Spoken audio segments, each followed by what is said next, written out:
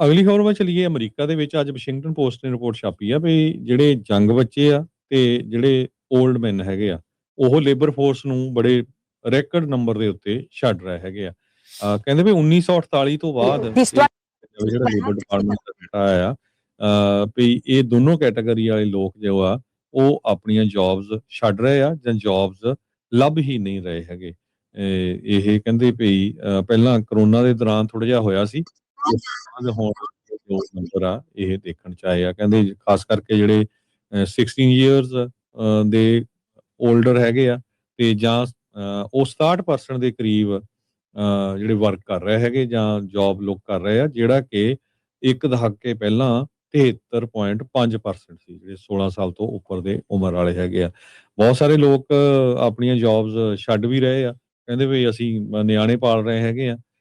ਖਾਸ ਕਰਕੇ ਜਿਹੜੇ ਪ੍ਰਾਈਮ ਵਰਕਿੰਗ ਈਅਰਸ ਗਿਣੇ ਜਾਂਦੇ ਹੈਗੇ 25 ਸਾਲ ਤੋਂ ਲੈ ਕੇ 54 ਸਾਲਾਂ ਤਾਈਂ, ਉਹਦੇ ਵਿੱਚ ਬਹੁਤ ਘਾਟਾ ਪੈਂਦਾ ਜਾ ਰਿਹਾ ਹੈਗਾ ਆ। ਲੋਕ ਕਹਿੰਦੇ ਵੀ ਕੰਮ ਕਰਕੇ ਜੋ ਆ ਖੁਸ਼ ਨਹੀਂ ਹੈਗੇ ਤੇ ਦੂਸਰੇ ਪਾਸੇ ਜਿਹੜੀਆਂ ਜੌਬਸ ਆ ਉਹ ਵੀ ਜਿਹੜੀਆਂ ਇੰਨੀਆਂ ਅਵੇਲੇਬਲ ਇਸ ਟਾਈਮ ਨਹੀਂ ਹੈਗੀਆਂ। ਪ੍ਰੈਜ਼ੀਡੈਂਟ ਟਰੰਪ ਤੇ ਉਹਨਾਂ ਦਾ ਜਿਹੜਾ ਐਡਮਿਨਿਸਟ੍ਰੇਸ਼ਨ ਆ, ਉਹਨਾਂ ਨੇ economic opportunity for every American ਇਹ ਲੋਗੋ ਤਾਂ ਜ਼ਰੂਰ ਆਪਣਾ ਲਾਇਆ ਆ। ਉਹ ਕਹਿ ਰਹੇ ਹੈਗੇ ਆ ਟੇਲਰ ਰੋਜਰ ਜੋ ਵਾਈਟ ਹਾਊਸ ਦੇ ਸਪੋਕਸਮੈਨ ਹੈਗੇ ਆ, ਪਰ ਉਹਦੇ ਉੱਤੇ ਜਿਹੜਾ ਅਸਰ ਆ ਕਿੰਨਾ ਕੁ ਹੋ ਰਿਹਾ ਉਹ ਆਪਾਂ ਦੇਖ ਰਹੇ ਹੈਗੇ ਆ। ਸੋ ਜੇ ਕਹਿੰਦੇ ਵੀ ਇਸ ਏਜ ਗਰੁੱਪ ਵਾਲੇ ਬੰਦੇ ਜਿਹੜੇ ਘੱਟ ਕੰਮ ਕਰ ਰਹੇ ਆ ਜਾਂ ਛੱਡ ਰਹੇ ਆ, ਤਾਂ ਇਹ ਇੱਕ ਚਿੰਤਾ ਦਾ ਕਾਫੀ ਜਿਹੜਾ ਵਿਸ਼ਾ ਹੈਗਾ ਹੈ। ਅਗਲੀ ਖਬਰ ਵੱਲ ਚਲੀਏ। ਅਮਰੀਕਾ ਦੇ ਵਿੱਚ ਅੱਜ ਵਾਸ਼ਿੰਗਟਨ ਪੋਸਟ ਨੇ ਰਿਪੋਰਟ ਛਾਪੀ ਆ ਵੀ ਜਿਹੜੇ ਯੰਗ ਬੱਚੇ ਆ ਤੇ ਜਿਹੜੇ ਓਲਡ ਮੈਨ ਹੈਗੇ ਆ, ਉਹ ਲੇਬਰ ਫੋਰਸ ਨੂੰ ਬੜੇ ਰੈਕੋਰਡ ਨੰਬਰ ਦੇ ਉੱਤੇ ਛੱਡ ਰਹੇ ਹੈਗੇ ਆ।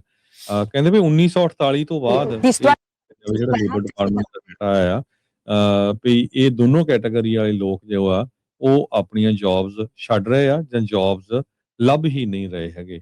ਇਹ ਕਹਿੰਦੇ ਵੀ ਪਹਿਲਾਂ ਕਰੋਨਾ ਦੇ ਦੌਰਾਨ ਥੋੜਾ ਜਿਹਾ ਹੋਇਆ ਸੀ। ਉਸ ਤੋਂ ਬਾਅਦ ਹੁਣ ਜੋ ਨੰਬਰ ਆ ਇਹ ਦੇਖਣ ਚ ਆਏ ਆ। ਕਹਿੰਦੇ ਖਾਸ ਕਰਕੇ ਜਿਹੜੇ 16 ਇਅਰਸ ਦੇ ਓਲਡਰ ਹੈਗੇ ਆ ਤੇ ਜਾਂ ਉਹ 67% ਦੇ ਕਰੀਬ ਜਿਹੜੇ ਵਰਕ ਕਰ ਰਹੇ ਹੈਗੇ ਜਾਂ ਜੌਬ ਲੋਕ ਕਰ ਰਹੇ ਆ, ਜਿਹੜਾ ਕਿ ਇੱਕ ਦਹਾਕੇ ਪਹਿਲਾਂ 73.5% ਸੀ, ਜਿਹੜੇ 16 ਸਾਲ ਤੋਂ ਉੱਪਰ ਦੇ ਉਮਰ ਵਾਲੇ ਹੈਗੇ ਆ।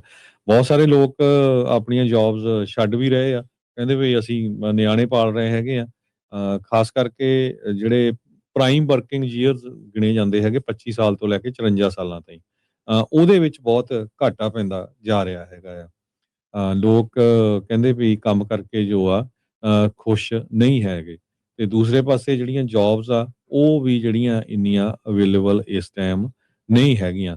ਪ੍ਰੈਜ਼ੀਡੈਂਟ ਟਰੰਪ ਤੇ ਉਹਨਾਂ ਦਾ ਜਿਹੜਾ ਐਡਮਿਨਿਸਟ੍ਰੇਸ਼ਨ ਆ, ਉਹਨਾਂ ਨੇ economic opportunity for every American ਇਹ ਲੋਗੋ ਤਾਂ ਜ਼ਰੂਰ ਆਪਣਾ ਲਾਇਆ ਆ। ਉਹ ਕਹਿ ਰਹੇ ਹੈਗੇ ਆ ਟੇਲਰ ਰੋਜਰ ਜੋ ਵਾਈਟ ਹਾਊਸ ਦੇ ਸਪੋਕਸਮੈਨ ਹੈਗੇ ਆ, ਪਰ ਉਹਦੇ ਉੱਤੇ ਜਿਹੜਾ ਅਸਰ ਆ ਕਿੰਨਾ ਕੁ ਹੋ ਰਿਹਾ ਉਹ ਆਪਾਂ ਦੇਖ ਰਹੇ ਹੈਗੇ ਆ। ਸੋ ਜੇ ਕਹਿੰਦੇ ਵੀ ਇਸ ਏਜ ਗਰੁੱਪ ਵਾਲੇ ਬੰਦੇ ਜਿਹੜੇ ਘੱਟ ਕੰਮ ਕਰ ਰਹੇ ਆ ਜਾਂ ਛੱਡ ਰਹੇ ਆ, ਤਾਂ ਇਹ ਇੱਕ ਚਿੰਤਾ ਦਾ ਕਾਫੀ ਜਿਹੜਾ ਵਿਸ਼ਾ ਹੈਗਾ ਹੈ।